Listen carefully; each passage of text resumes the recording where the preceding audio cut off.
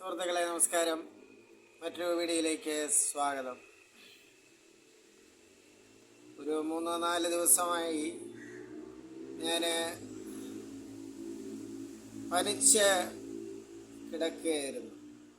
അപ്പോൾ നിങ്ങൾക്ക് തോന്നാം, അപ്പോൾ ഇയാൾക്ക് പനി പിടിച്ചതിന് ഞങ്ങളെന്ത് പിഴച്ചു. അപ്പോൾ അതല്ല, അതുമായി ബന്ധപ്പെട്ട ചില ഹാസ്യ അല്ലെങ്കിൽ ചില നുറുങ്ങ് ചിന്തകളാണ് ഞാൻ എൻ്റെ പ്രേക്ഷകരുമായി പങ്കുവയ്ക്കാൻ ആഗ്രഹിക്കുന്നത്. മറ്റൊന്നുമല്ല, ഞാനിപ്പോൾ പനിക്ക് ഒരു ആശുപത്രിയിൽ മരുന്ന് വാങ്ങാൻ പോയപ്പോൾ ഡോക്ടർ പ്രിസ്ക്രിപ്ഷനിലേക്ക് പരിശോധനകളും ചോദ്യങ്ങളും ഒക്കെ കഴിഞ്ഞ് പ്രിസ്ക്രിപ്ഷനിലേക്ക് പോയപ്പോൾ ഞാൻ ഒരു റിക്വസ്റ്റ് എന്ന നിലയിൽ ഒരു വിഷയം പറയുകയുണ്ടായി. മറ്റൊന്നുമല്ല, ഒരു ഇഞ്ചക്ഷൻ കൂടെ വേണം.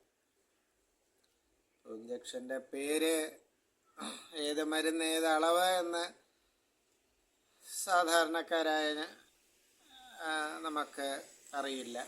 എന്നാലും ഇഞ്ചക്ഷൻ രൂപത്തിലൊരു മരുന്ന് വേണം എന്ന നിർദ്ദേശം അങ്ങോട്ട് ആവശ്യപ്പെടുകയുണ്ടായി. വിനയപൂർവ്വം ആവശ്യപ്പെട്ടു. അദ്ദേഹം അത് ശരി ഇഞ്ചക്ഷൻ തരികയും ചെയ്തു. അപ്പോൾ ഇവിടെ ഞാൻ പറയാൻ ആഗ്രഹിക്കുന്നത്, നമ്മുടെ ഈ കന്യാകുമാരി ജില്ലയെ സംബന്ധിച്ച് അതൊരു പൊതു സ്വഭാവമാണ്. അപ്പോൾ എൻ്റെ മാത്രം കാര്യമല്ല. കാരണം ഇവിടെ ഒരു സദ്യക്ക് എല്ലാ വിഭവങ്ങളും നിരത്തിയാലും ഒരു പപ്പടമില്ലെങ്കിൽ ആ സദ്യ അത് കഴിക്കുന്ന വ്യക്തിക്ക് ഒരു സദ്യയായി അംഗീകരിക്കാൻ ഇത്തിരി ബുദ്ധിമുട്ടാണ്. അതുപോലെയാണ് ഈ കന്യാകുമാരി ജില്ലയെ സംബന്ധിച്ച്, അത് പണ്ഡിതനായിക്കോട്ടെ പാമരനായിക്കോട്ടെ, അത് മനസ്സിൽ പതിഞ്ഞൊരു വിഷയമാണ്. ഒരു രോഗം ആയിട്ട് പോകുമ്പോൾ ഡോക്ടർ ഒരു ഇഞ്ചക്ഷൻ എഴുതിയില്ലല്ലോ. കാരണം ഗുളിക അല്ലെങ്കിൽ ഓറലായിട്ടുള്ള മറ്റ് കാര്യങ്ങളൊക്കെ എഴുതി തന്നെങ്കിലും ഒരു ഇഞ്ചക്ഷൻ ഡോക്ടർ എഴുതി തന്നില്ല എന്നുള്ളത് രോഗിയുടെ മനസ്സിൽ ഒരു ചെറിയ പരിഭവം അല്ലെങ്കിൽ ഒരു ചെറിയൊരു അണീസി ഫീലിംഗായി തന്നെ ഉള്ളിലുണ്ടാവും. അതിപ്പോൾ MBA കാരനായിക്കോട്ടെ, അല്ലെങ്കിൽ MA കാരനായിക്കോട്ടെ, അല്ലെങ്കിൽ ഒരു മേസ്തിരി ആയിക്കോട്ടെ, മേസ്തിരിയുടെ കയ്യാളായിക്കോട്ടെ. അപ്പോൾ അതൊരു പൊതു സ്വഭാവമാണ്. മറ്റ് ജില്ലകളിൽ, ഇപ്പോൾ കേരളത്തിൻ്റെ മറ്റ് ജില്ലകളിലും തമിഴ്നാട്ടിൻ്റെ മറ്റ് ജില്ലകളിലും അല്ലെങ്കിൽ ഇന്ത്യയുടെ ഭാഗങ്ങളിലൊക്കെ ഈ ഒരു പൊതു സ്വഭാവം ഉണ്ടോ എന്നറിയില്ല. ഉണ്ടെങ്കിൽ അതിനെക്കുറിച്ച് കൂടുതൽ അറിയുന്ന എൻ്റെ പ്രേക്ഷകർ, അവർക്ക് നിങ്ങൾക്ക് എന്നെക്കാളും ഈ കാര്യങ്ങളൊക്കെ ചില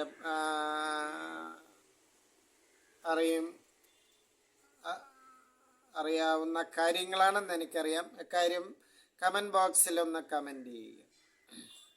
ഇപ്പോൾ പറഞ്ഞു വന്നതാണ്, ഒരു ഇഞ്ചക്ഷൻ കിട്ടിയില്ലെങ്കിൽ ഒരു സദ്യക്ക് പപ്പടം കിട്ടാത്തതുപോലെയാണ്.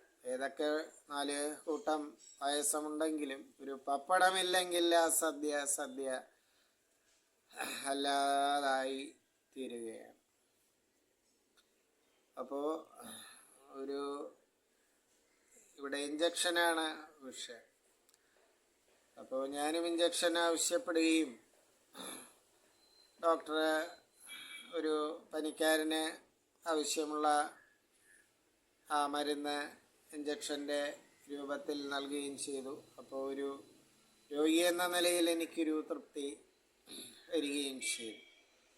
ഇപ്പോൾ ഓറലായിട്ടുള്ള മറ്റ് ടാബ്ലറ്റും കാര്യങ്ങളുമൊക്കെ മതിയായിരിക്കാം ഈ പനിയെ സുഖപ്പെടുത്താൻ. ഇത് രോഗിയുടെ നിർദ്ദേശപ്രകാരമാണ് ഡോക്ടർ ഈ ഇഞ്ചക്ഷൻ്റെ മരുന്ന് എഴുതുന്നത്. പക്ഷേ പല രോഗങ്ങൾക്കും അല്ലെങ്കിൽ ഇഞ്ചക്ഷൻ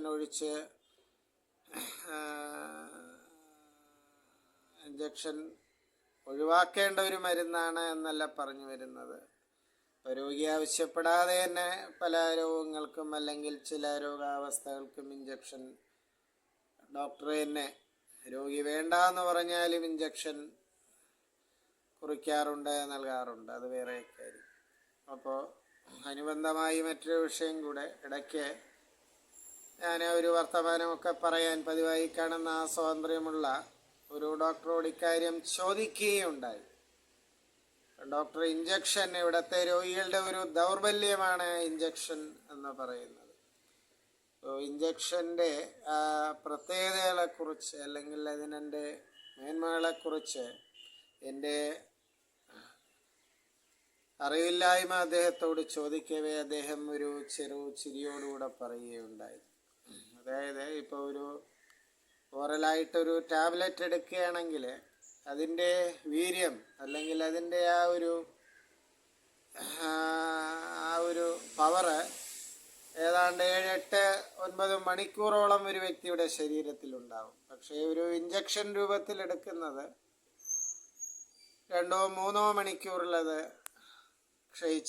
അതുവരെ ഉണ്ടാവും, ക്ഷയിച്ചു പോകാനാണ് സാധ്യത.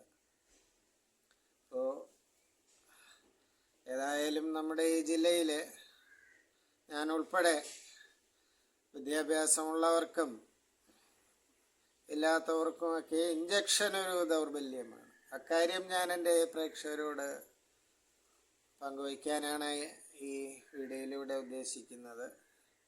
ഈ പനിക്കിടക്കയിൽ കിടന്ന് തോന്നിയ ചിന്തകളാണിവ. പ്രതികരിക്കുക. നമസ്കാരം.